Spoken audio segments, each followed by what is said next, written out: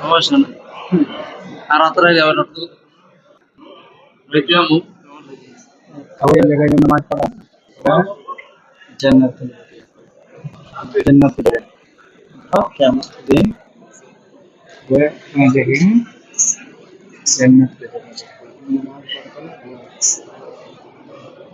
अंदर